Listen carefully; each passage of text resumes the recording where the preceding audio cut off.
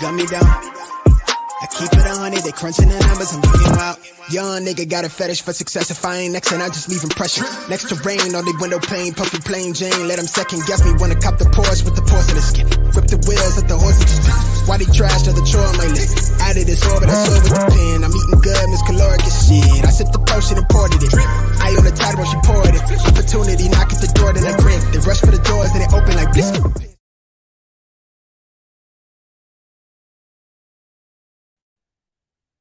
What's up, people?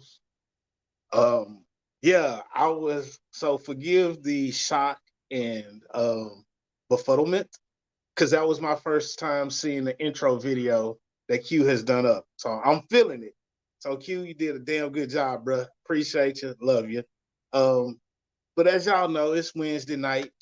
It's 7:30. You know what time it is. It's happy hour with Hendrix.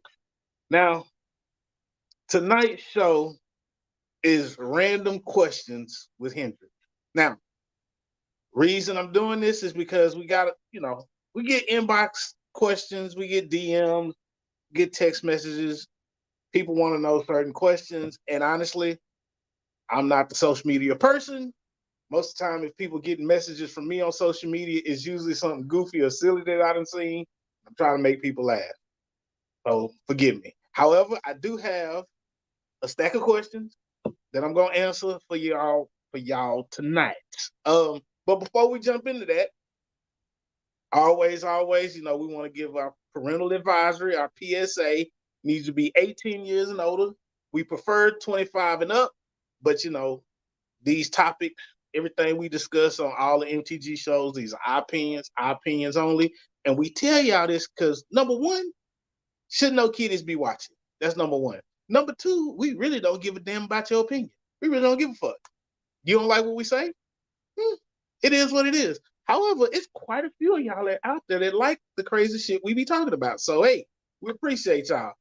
Hey, Shimmy. Hey, Monica. I see y'all watching. Appreciate y'all, tuning in. It is what it is. I know it's Wednesday night, y'all. So, without further ado, we're going to get into this. Now, one more quick thing. Just want to give a shout out to all our listeners and our viewers out there, our international listeners and viewers. Hey, we really appreciate y'all. We see y'all coming in and chiming in, and now granted, all of y'all, we can't read y'all language, so we have to use Google Translate. But we appreciate y'all, all around the world. So Singapore, our listeners in Abu Dhabi and France and Japan and Korea and hey, all around the world. We appreciate y'all. Much love. So I'm gonna get started with this stack of questions. And you know me, it's happy hour, but you only gonna get about 30 minutes, maybe 45. And that's about it. We're gonna go through the show, and that's gonna be a wrap. So I don't know how many questions I got. I got quite a few of them here. So what I think I'm gonna do is I'm gonna go through like 6, and then we're gonna take a break. Then I'm gonna do some more, and then we're gonna end the show. So that's how we're gonna do this. All right. So first question, where do you want to go that you have never been? Place I want to go that I have never been, I would have to say, that's a damn good question. You know what? I would go to, honestly, I can't remember the name of the place. But it's like, they had Senegal. That's where they have like the underwater African display that they did for all the slaves. So Senegal is definitely a place that's on the top of my list. I want to go. And Shimmy says, "Are you sure?" I want my random questions. Shimmy, I'm not understanding your grammar there, sweetie. So you might have to type that again and try it again. But yeah, I'll go to Senegal. That's a place I've never been, and I definitely want to go. Next question. Ooh, how do you deal with lupus and depression? One day at a time. So sometimes my depression causes a lupus flare-up. Sometimes my lupus flare-ups cause depression. But hey, It's been kind of heavy here for the last couple months on my shows. And I want to kind of change it up a little bit. So we're gonna do something light, not too serious, just kind of chill and answer some of these random questions. But I deal with it one day at a time. I don't have the right fix. I don't have a magic bullet. No, Shimmy, I don't want to answer your random ass question. No, because ain't no telling what you gonna type. So the answer to that is no. So for the people that's listening to us on the podcast, make sure you go and check out our YouTube page or our Facebook page so you can see the questions that are popping up from our viewers as they're watching on Facebook and YouTube. So yeah, how do I deal with lupus and depression? One day at a time. Ooh, and yeah, this one. What attracts you to a woman? Her intellect. If you know me for any amount of time, I do not have a physical type. There's nothing necessarily physical that is consistent. There's not a skin color, skin tone, height, weight. I will say this though. All the women that I have dated, they look good in a pencil skirt and heels. That's probably only the consistency. But intellect is what attracts me. I'm a sapiosexual. I've said that, time and time again. That's how I get down. That's what I like. Ooh, are you a member of the Mile High Club? Now look, my parents watch the show. I have my aunts that watch the show. I know my uncles and my dad probably don't care, but I'm not gonna answer that question, and I'm gonna leave it at that. So you don't get to know if I'm a member of the Mile High Club. I will neither confirm nor deny the answer to that question. Here's one. So, what's your favorite outfit for a woman? That. Now, I just told you about the pencil skirt and heels, but it depends on the setting. If we're just chilling, you could do a hoodie and some tights or some shorts. That's cool. We going out. Yeah. If we're going out somewhere, honestly, it doesn't matter if if you have on open toe heels, like with the little strap that go across, not the peak toe where it shows part of the toe, but the ones with the little strap that go just across your foot, have your foot all out with some heels. Yeah, I don't care what you put on with that. That's a winner for me every single time. Now if we're just going somewhere to kick it, like out, like play some pool, go to the gun range or something, hey, you could throw on some jeans and some tennis shoes, and I'm cool with it. So it all really depends on what we're doing. So I don't know. What is my favorite food?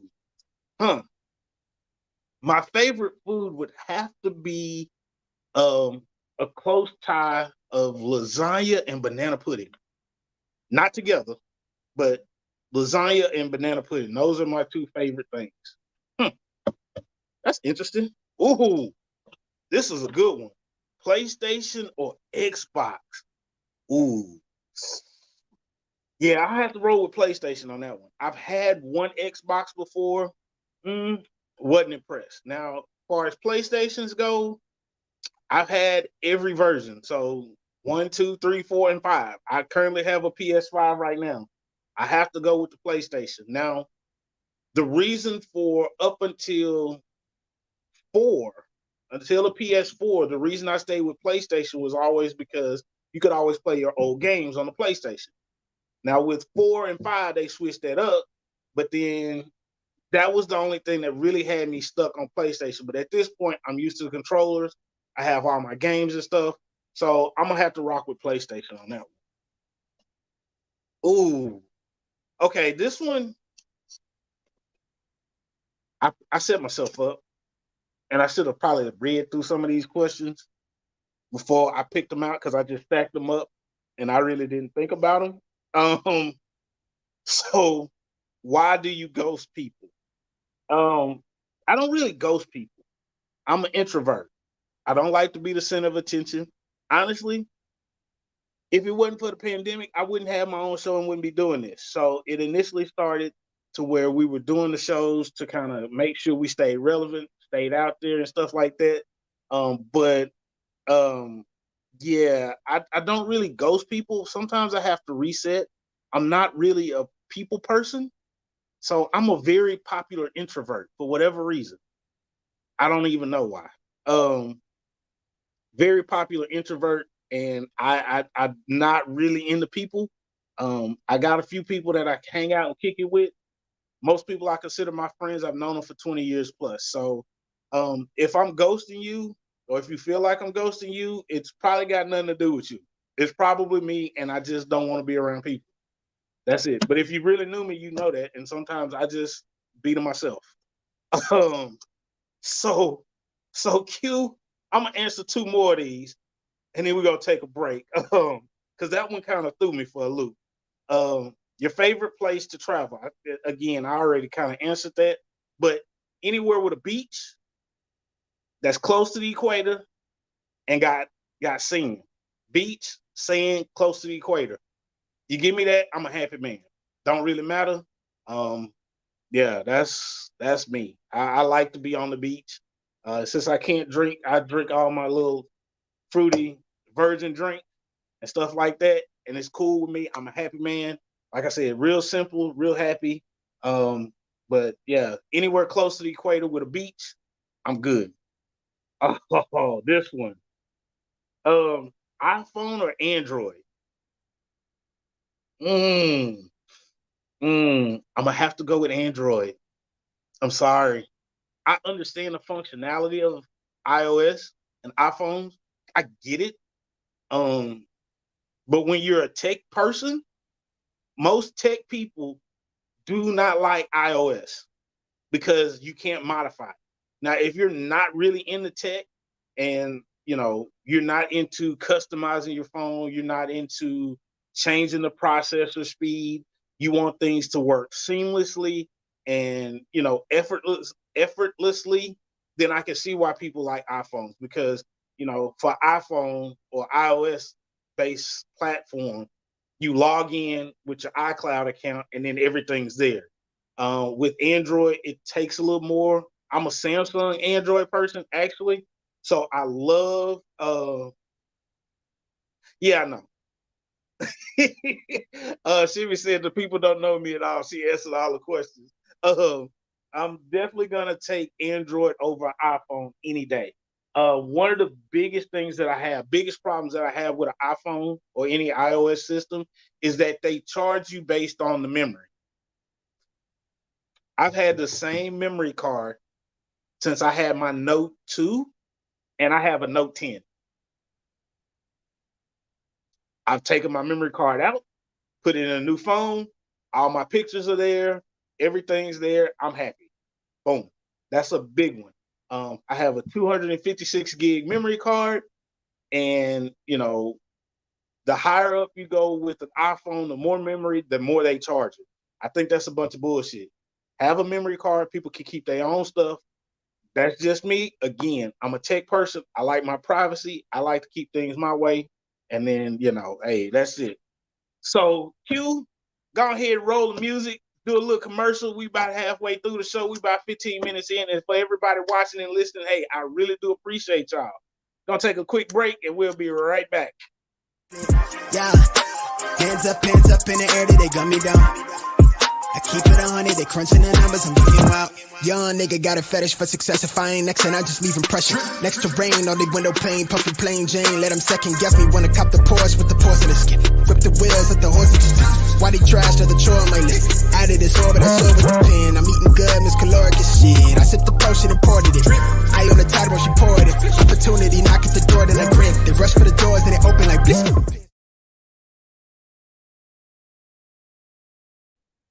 What's up, y'all? Hey, I see y'all comments down there. So, Bill, yeah, I know there's ways around that. Monica, you can laugh if you want. Yeah. Shimmy, I am not being rude to you. So, yeah, so all these people that everybody that's commenting, hey, I see the comments. They coming through. We appreciate y'all as always. Let's see. Next question. How long was your longest relationship? Ooh, how do you define relationship? right? How do you define that? If you're talking about a committed monogamous relationship, 5 years, longest. Now if you're talking about dealing with somebody on and off, ooh, probably like a decade. Yeah, about a decade. But there are more. It's a deeper story than just you know us messing around. It goes a lot deeper than that. But my longest monogamous relationship was about 4.5, almost 5 years. Um, I've done that a couple of times. That's why I can't remember which one was longer, but I've had a couple of relationships that were like 4.5 to 5 years long. Um, you know, I like to be with one woman. So it is what it is. Sometimes timing is off. Sometimes relationships don't work out. Sometimes I'm in the wrong. Sometimes they're in the wrong. Sometimes stuff just don't work out. But I like to work things out when possible. But sometimes that's not always feasible. So it is what it is. You kind of just pick up, move on, and that's just life. Keep it pushing. Sometimes. All right, really, people.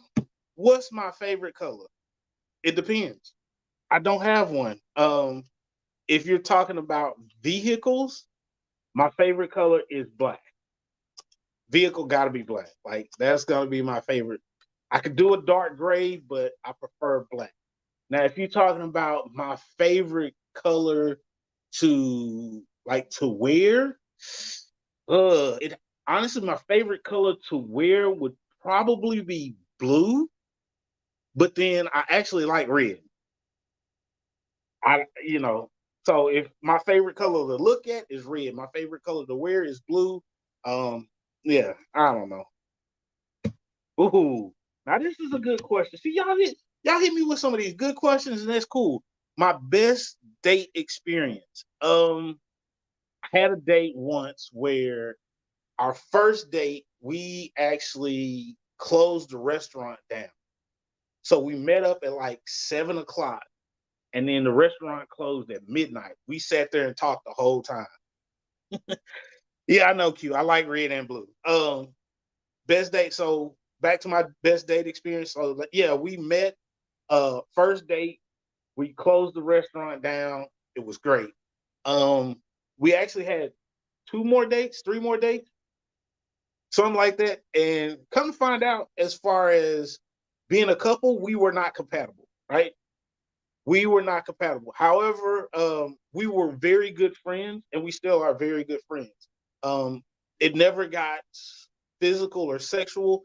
It's just we met, we clicked, but it wasn't anything romantic. So we're still good friends to this day, and we can, it's weird because, again, I tell you, I'm a popular introvert, but certain people bring out my talkative side. So it is what it is. But that was probably my best date experience. What makes me happy? Peace and quiet. Peace and quiet make me happy. Um, I don't like to deal with a lot of people. Don't like to deal with a lot of people's BS. If you got a lot of drama going on in your life, you're probably gonna lose me. Yeah, I don't care who. You probably not gonna hear from me too much if you got a lot of drama going on. I don't like hearing about other people's drama. I'm in it. I internalize my stuff, figure it out in my head. When I can't, I might bounce it off a couple people. But hey, that's it.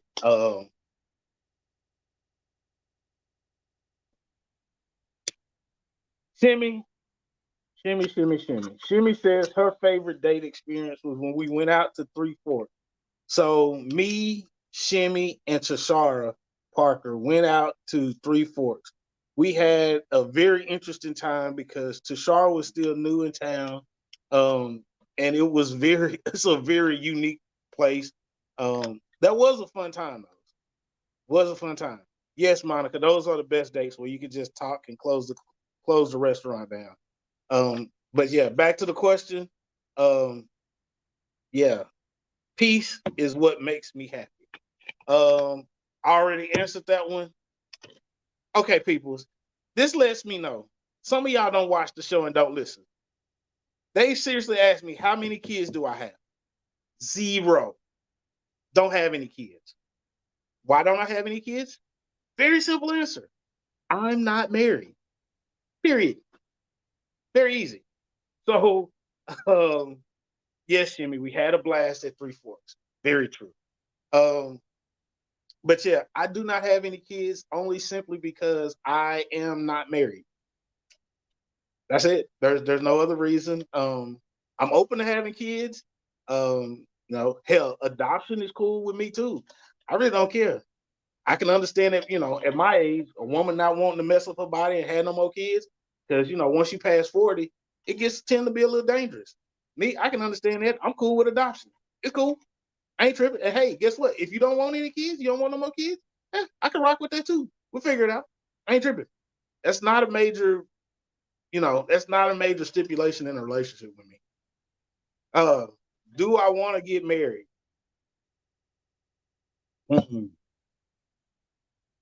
I do want to get married, but my personal, I have personal issues that I have to get past. That's just the reality of it. I have personal issues that I deal with that I have to get past, and it's not always good in relationships. No, yeah. Then this is another one. What turns you off? I already told you this. What do I like? Peace. I like peace and quiet. I don't like drama. I don't like a bunch of hoopla going on. So drama.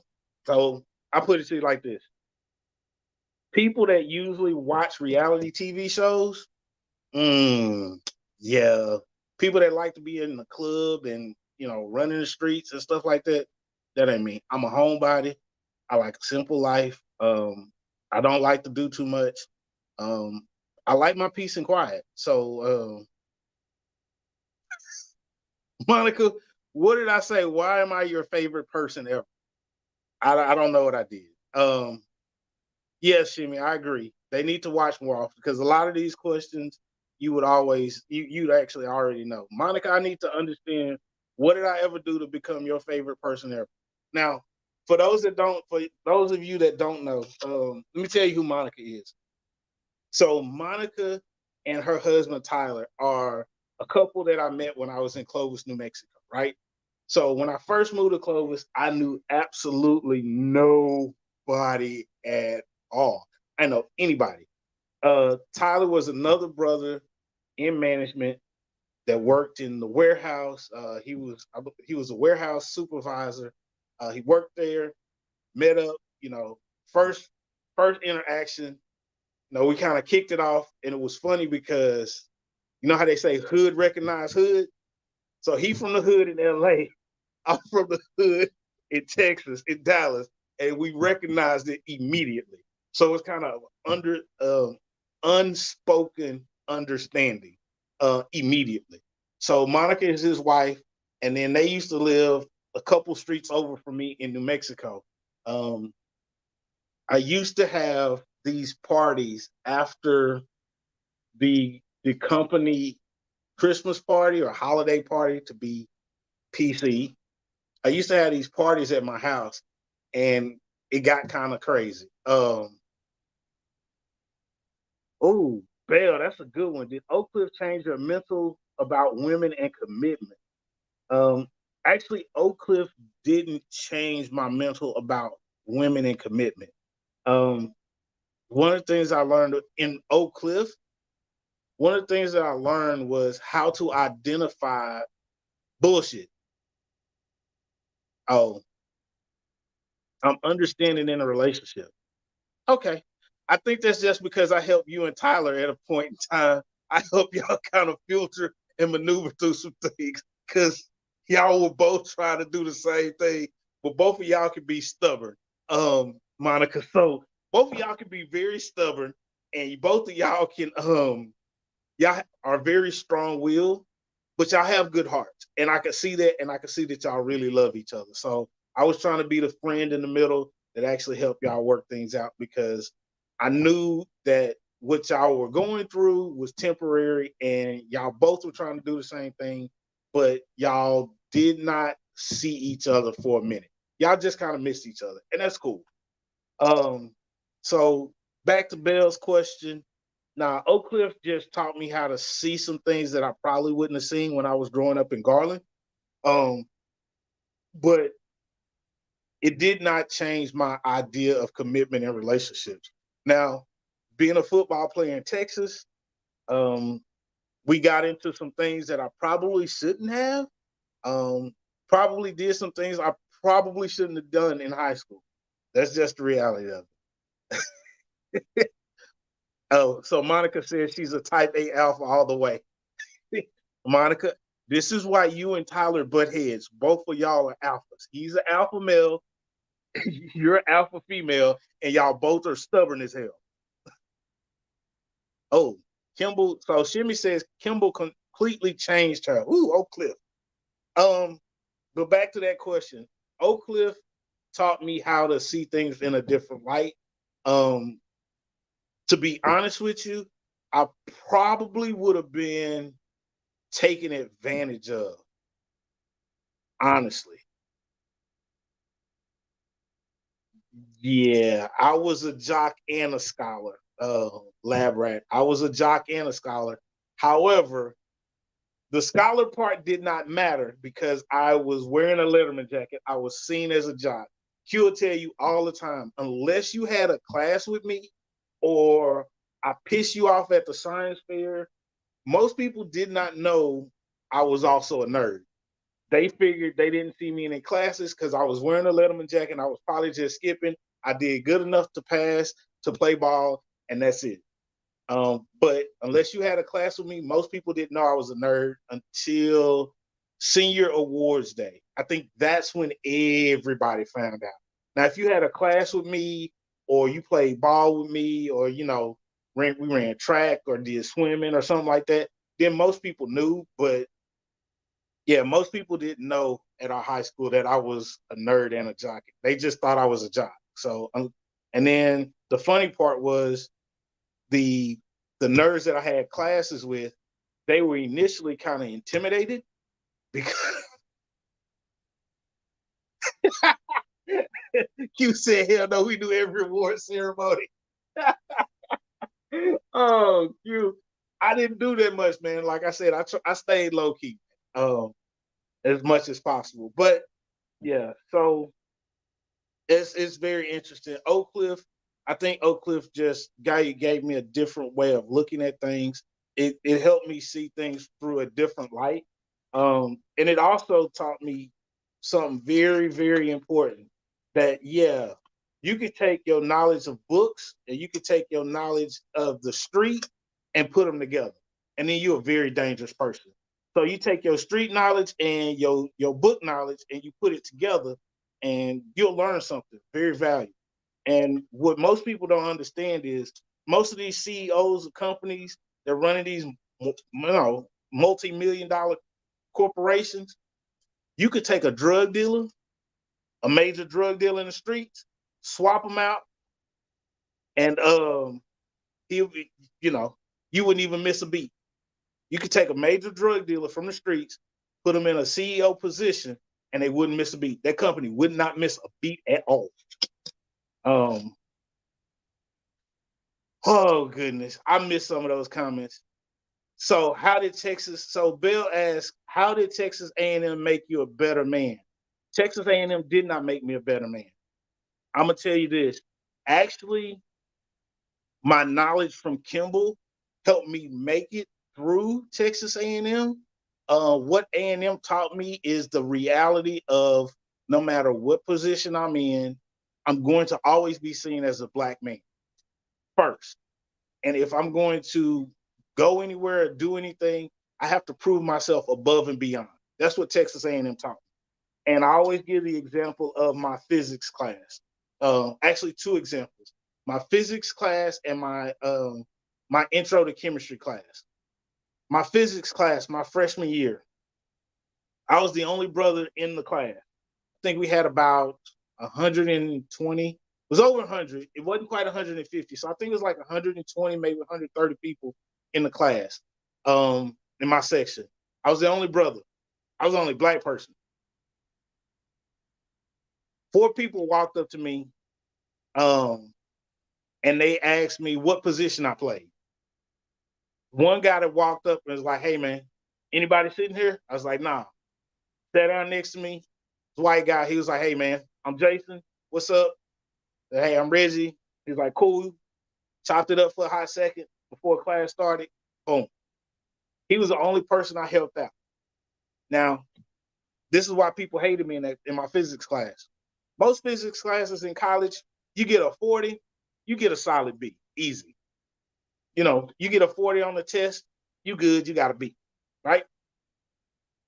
Only problem is my professor's curved to 100. Before the curve, I'll make it 80 plus on the test. So that let them know. 2 tests in, the professor tells everybody, well, it looks like only one of y'all are actually getting this information. So there's a 20-point curve. These people looking at, like, they're getting like 40s, 20s, 30s, 40s on the test. They got a 20-point curve because he curved to 100. They pissed off. At that point, then they come asking me, "Oh, well, hey, do you mind if I study with you?" And I was like, "No, I got practice, remember? I don't have time." My chemistry class, one of the things that, again, this is a section, again, Annam Hughes School, had like 300 people in this section. It was 5 black students, black professor. He called roll first day. He called all 300 and some odd names on the roll. That's pretty much all we did the whole class. He just called roll. Now he's calling roll. He's checking, and every black person, he called their name at the end of class. Told us, "Hey, going forward, I need you to sit where I can see you. I should be able to touch you every time you in this classroom. I should be able to reach out and touch you." So that means like the first couple of rows, he wanted us sitting there. We got the message. But one of the other things that he did was he made us understand that you could understand chemistry all day long and you could have that book knowledge all day long. But if you could not apply it to the real world, having the knowledge was useless. I still remember this test because it was 2 things that he said would never happen. Number one, nobody has ever gotten a perfect score on one of his tests. And number 2, that if you finish his class and you do not get anything out of it, you did not completely apply yourself. So we had this one test, and I believe it was the second test because that's when he told us that nobody had ever gotten a perfect score. I studied my ass off. I'm like, I'm gonna be the first one to get a perfect score on your test. We were going over rate determining steps, right? Still remember this question. This happened in 1997. It's 2022. This is fall of 1997. This is January of 2022. That's the impact that this question had on my life. What is the rate determining step of how fast people can exit the room after the professor gives a walk? That was the question. Was the rate determining step of how fast people can leave the room after the professor gives a walk? Answer A was the average time that it takes for a person to realize that the professor's serious and then walk to the door. Answer B was the average time it takes a person to walk from their seat to the door. Answer C was the 1-by-1 square hole in the door. And then the final answer, D, was this is a joke, the professor would never give a walk, or something to that effect. The answer was C, because nobody can get out of the room faster than they can get through that 1-by-1 square foot hole in the wall. That was the answer.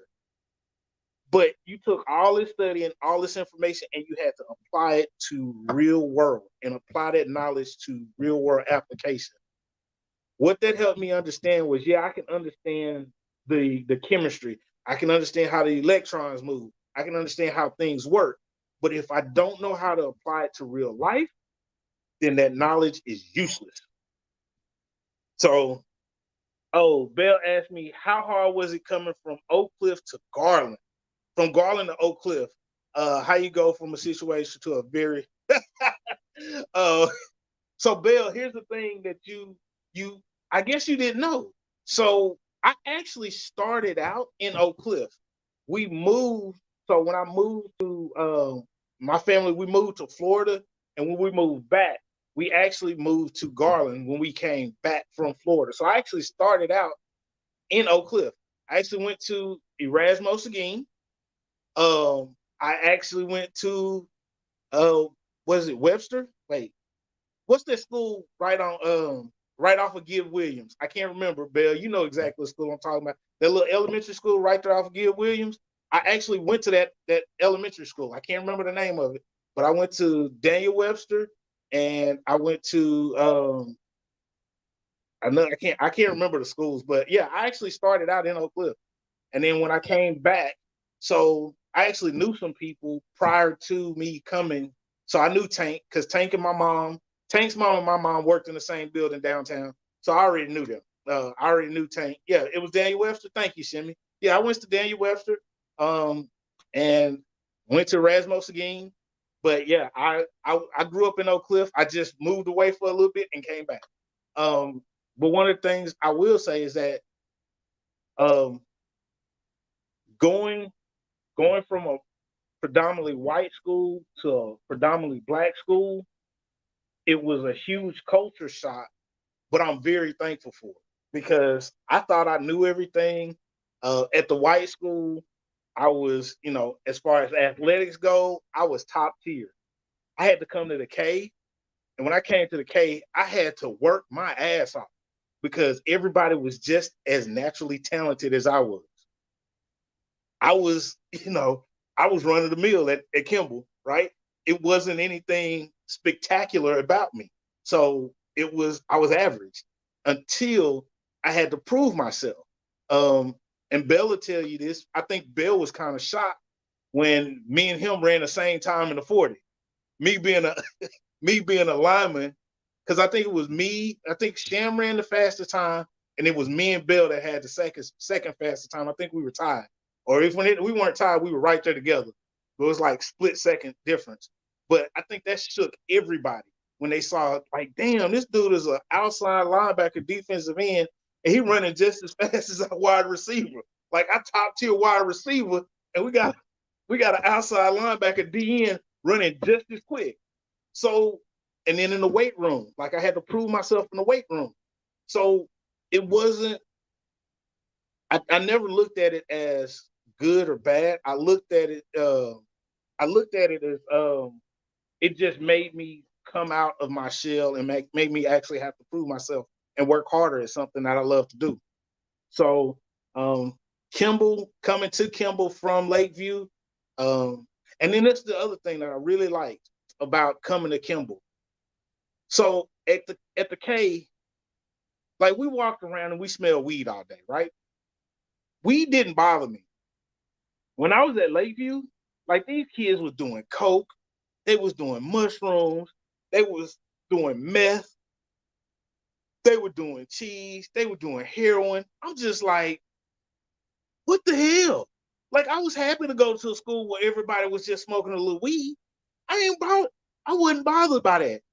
I had people shooting up in the bathroom with needles.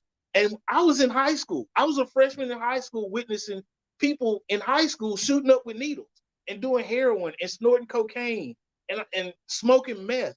I was shocked. I was happy to come to Kimball where all they did was smoke a little weed. Now you might catch a contact high walking through the halls. Hey, ain't no problem with that. But compared to that white school, man, Kimball was laid back as far as drugs and stuff go, really laid back. However, the funny part was at Kimball we had to go through a damn metal detector every day. At that white school, they go through no metal detector. Figure that shit out. Yeah. So I love the K, and this is one of the other things that you know helped me at the K because Bell will tell you, yeah. Okay. So Bill broke it down. Sorry. I knew it was something like that, but we, Bill, I think everybody was shook when I ran that time. So I think it popped a lot of eyeballs out. I will tell you this though. One of the things that I loved about going to Kimball was the crew I hung out with, the crew that I started hanging out with, my boys to this day. And again, this is where I love them because they don't expect me to be all up in their face all the time. And they know all they got to do is call me. My number ain't changed. And keep cool. Because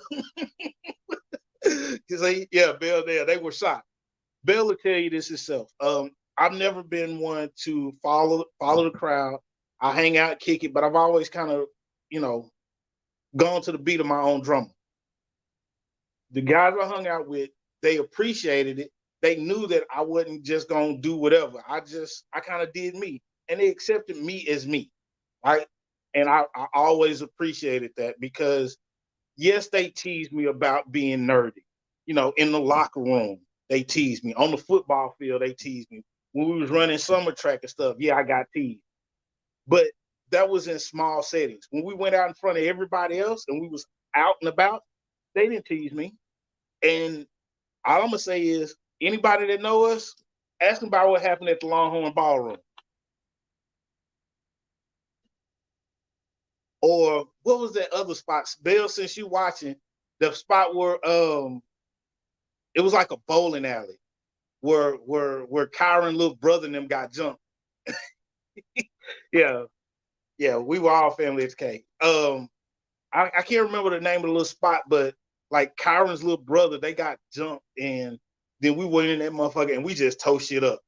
It was supposed to be a party, but we didn't go to the party. We had came all fresh and clean, and then they got jumped. They were sitting outside when we were pulled up, and we walked in that motherfucker just swinging. But them was our little brothers. You don't mess with our little brothers. And it was funny because I know Bill and them, like these guys that have grown up since like kindergarten together, right?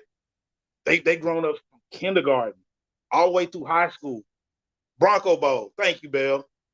These guys grew up since like kindergarten, second, third grade together. Here I come in as a sophomore in high school and start hanging out with these guys.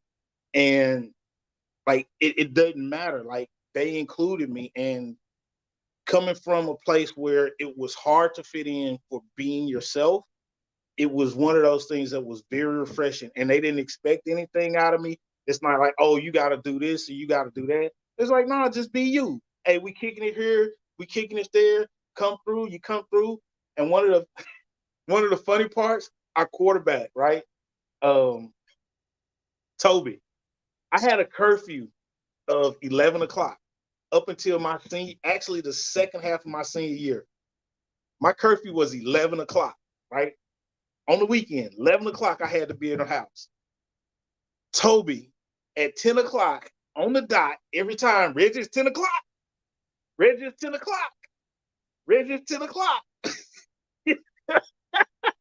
See, and that shit like that. But they teased me. But if you was saying, if we were out and about and Toby just started saying Reggie's 10 o'clock, Reggie's 10 o'clock, nobody knew what he was talking about. It was an inside joke that was between the crew, and nobody said anything. Everybody knew I had a curfew. But at the same time, they also knew that I got 3 B's on my report card. My mom took my car away for 6 weeks. So when she said be in the house at 11, not 11:05, not 11:01, I need to be in the house and in the bed at 11 o'clock. So at 10 o'clock, Toby would be like, hey, dude, it's 10 o'clock. You might need to make a move so you can have your car so we can kick some more and everybody can have a ride. And it was just stuff like that. So, yeah, all in all, good times at the K. And I appreciate everything I learned from Oak Cliff. Hey, y'all, I appreciate y'all. I appreciate y'all being on and dropping some extra questions for us. So, I didn't expect the show to go like this. Of course, none of the shows ever happen exactly the way we plan them out. But, it is what it is. But thanks to you all that watch us live on Facebook and YouTube. Yeah, Bill, we did grow up too fast. Like I said, we did some stuff we probably didn't have no business doing. A lot of it. Especially that swimming pool incident with the diving board. And the gate. the gate of the fence. I ain't gonna tell no more details. Bill, you know exactly what I'm talking about. But with that being said, you all, we appreciate you all. We love you all. Thanks for your listenership. Thanks for following us and liking our content. Thank you for just being continued listeners, because during the pandemic, and then this is season 5, you continue to help us grow and grow and grow and grow. And so we appreciate y'all. Bill, don't do that, because you know exactly what I'm talking about. That diving board and that fence up at that park under the trees. That's all I'm gonna say. You remember that. But anyway, you all, appreciate y'all. Don't forget to check us out. They're gonna do MTG After Dark tomorrow. Stupid is Real is coming back, I think, next week. And then on Saturday, we're gonna have MTG Live with the crew. So just make sure that we have a show lineup scrolling across the bottom of the screen. Y'all know what it is. But you know what? If you subscribe, you hit the like button, you hit the little subscription button, get the notifications, boom, you don't even have to worry about it. Notification gonna pop up. And just like tonight, y'all can participate in the show. We really do appreciate y'all. And with that said, I'm out. Peace. Yeah, hands up in the air, they gun me down. I keep it 100, they crunching the numbers, I'm getting out.